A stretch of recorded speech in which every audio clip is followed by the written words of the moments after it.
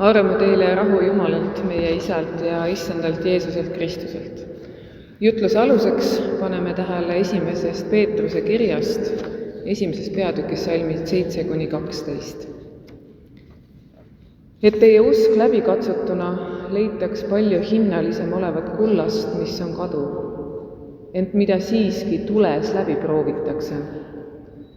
Ja oleks teile kiituseks, kirkuseks ja auks Jeesuse Kristuse ilmumisel, keda te armastate, kuigi te ei ole teda näinud, kellesse te praegu teda nägemata ometi usute ja rõõmustate üliväga kirgastatud rõõmuga, kui te võtate vastu usu eesmärgi oma hingede päästa.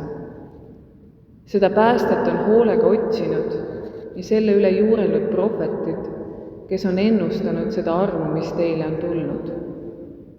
Nad püüdsid välja uurida, mille kohta ja millisest ajast andis teateid nendes olev Kristuse vaim, tunnistades ette Kristuse kannatusi ja neile järgnevat kirkust. Nendel ilmutati, et mitte neile endile, vaid teile, teie teenimiseks oli kõik see, mida nüüd teile on kuulutatud nende kaudu, kes teile taevast läkitatud pühas vaimus on toonud rõõmusõnumeid, millesse isegi inglid igatsevad kummardades vaadata. Aamen.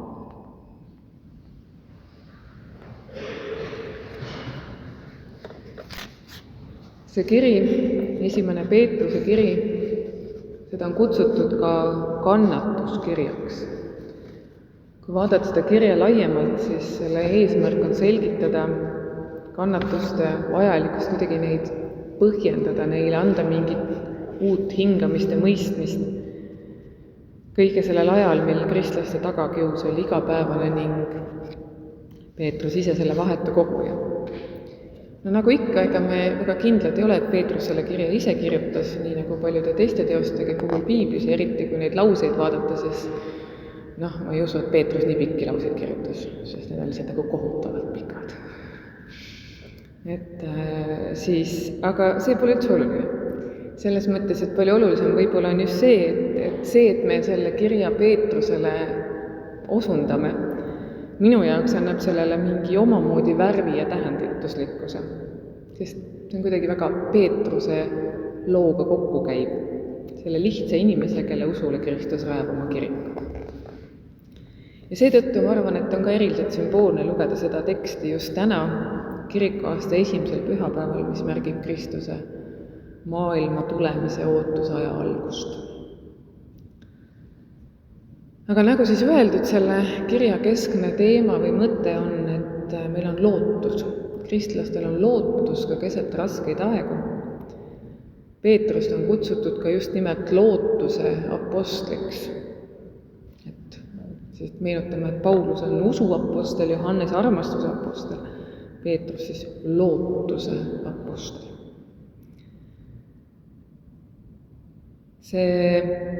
Ja nii ongi selle kirja läbivaks teemaks lootuse ja kannatuse omavaheline suhe.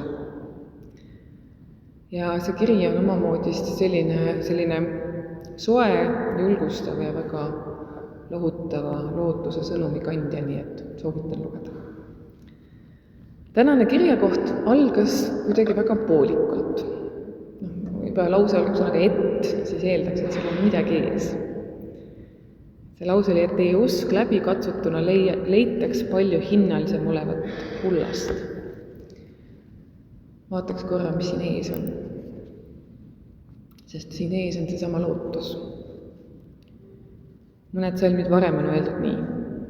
Kiidetud olgu Jumal, meie Issanda Jeesuse Kristuse Isa, kes oma suurest halastusest on meid uuesti sünnitanud elavaks lootuseks Jeesuse Kristuse ülestõusmise läbi surnuist, kadumatu ja rüvetamatu ja närtsimatu pärandi saamiseks, mis on taevast talletatud teile, keda usu kaudu Jumala väes hoitakse päästeks, mis on viimasel ajal valmis ilmuma. See algab väga tugeva lootuse sõnumiga ja jätkub. Sellest päästest te rõõmustate üliväga, ehkki praegu peate mõnda aega kurvastama mitmesugustes kiusatustes.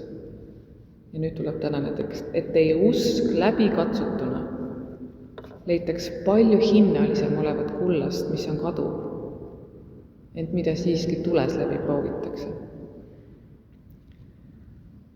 Et see usk oleks teile kiituseks, kirkuseks ja auks, kui te ootate seda sama õnnistegijat, kes on tulemas, keda te ei ole näinud, aga keda te sellest hoolimata usute.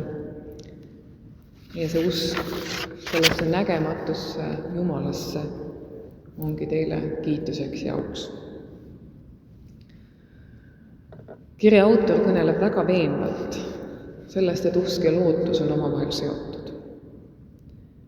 Just usk on ka kõikvõimalikes kannatustes meie lootuse allikaks ja teisalt omakorda lootust hoidab usku. Mul hakkas peas 8 või see lõpmatuse märk käima. Et need on täielikult omavahel põimunud. Usk läheb üle lootuseks ja lootus omakorda usuks. Ja kõik see ongi meile toeks siis nendel hetkedel, kui meil on raske. Et see 8 nii-öelda ei lähe katki, ta püsib. Kui me korra mõtleme ka sellele peale, et meil on ootusaeg ja ka juudid ju ootasid Vanas Testamendis messi, et siis nad ootasid, mida nad ootasid seda, et tõotused saavad täis, et keegi annabki selle lahenduse. Lõpuks saab tõeks miski, mida on lubatud. Ja siin selles kirjas ka ütleb ka, et kuidas prohvetid on juurelnud ja ennustanud ja püha vaimu läbi otsinud, aga alles Kristuses on see kõik tõeks saanud. Ja selles mõttes on see väga seotud lugu. See räägib meile loo ühest pikemast ja laiemast maailmast, kui vaid meie siin ja praegune hetk. See on omamoodi lugu sellest pühade osadusest, mida me usutunnistuses loeme.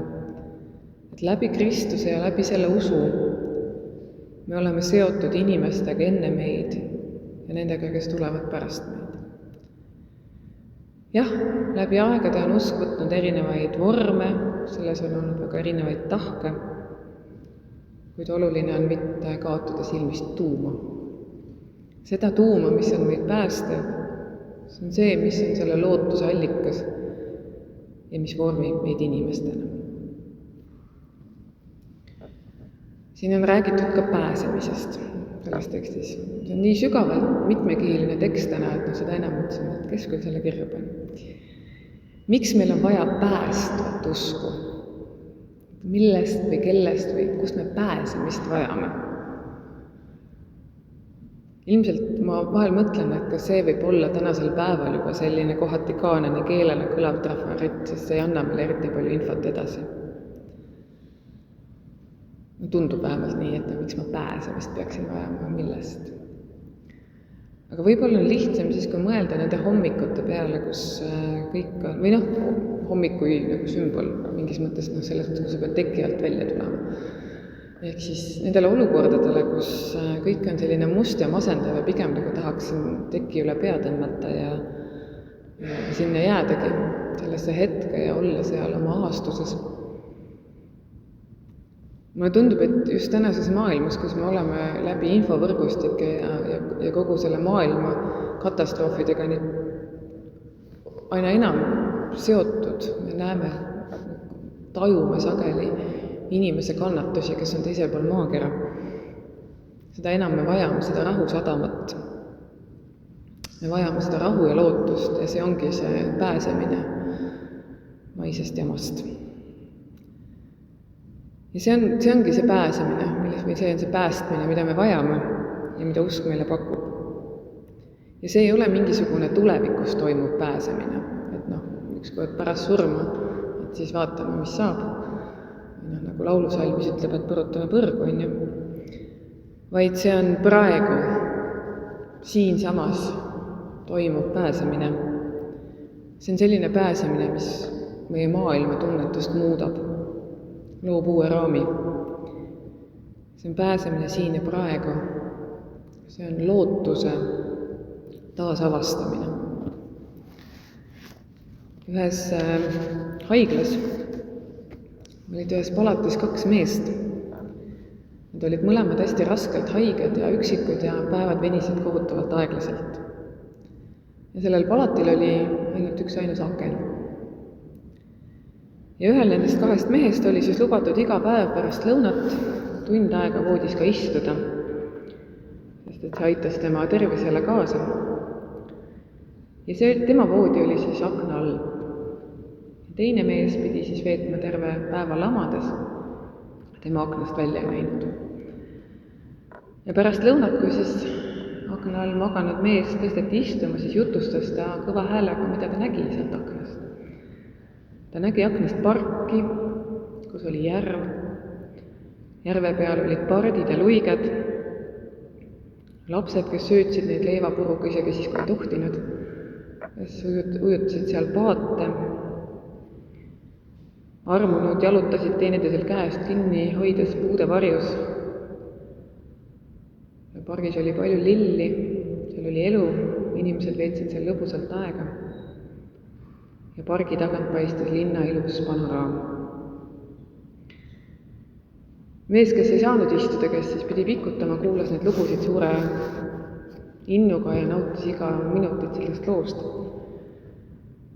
Ta kuulis lugu, kuidas üks laps kukkus vette ja teised talle appi jooksid. Ta kuulas lugusid, kuidas lapsed palli mängisid. Kuna ta sõber oli osav jutustaja, siis ta tundis, et ta on ise osa nendest lugudest.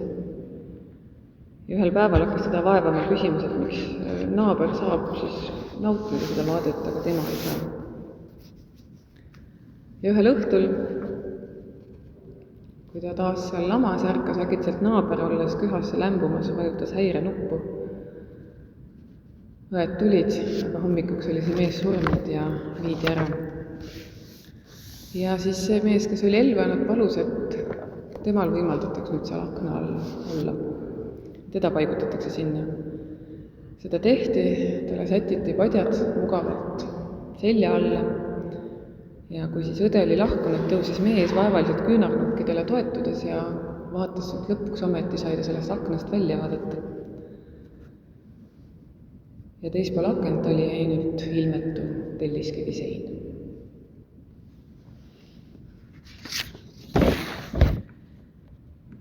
Mul on kodus üks tugitool, kus mul meeldib istuda, see on ka akna all. Ja ma arvan, et alates koroona ajast on see mu lemmik töö tegemise koht. Ja see vaade on ka üpris ilmetu, seal on ka üks telliskivi sein, mõned puud, mis siis lehed vahetuvad. Naabermaja, siis ka mingi natuke trööstitu hoov. Aga just hiljuti mõtlesin, et kui ma kunagi peaks midagi maalima, siis ilmselt ma tahaks maalida seda aknavaadet. Selle peale ütles mu abikaasa, et kui ma kunagi mind hooldekodusse viiaks, siis ta teeb pilti sellest ja toob sellest vaadata kogu aeg. Ja kui ma seal istusin ja mõtlesin selle loo peale nendest 2 mehest, siis ma sain aru, et just sellistes hetkedes me tajumegi nendes vaadetes ja nendes lugudes me tajume seda lootust ja turvatunnet. Ja see on kodutunne. Ja selles hetkes sellepärast ongi lootus. Et me usume, et on midagi rohkem. Nii et ma soovin teile täna selleks algavaks kirikuaastaks, et usk võiks olla meile aknaks lootuse juurde.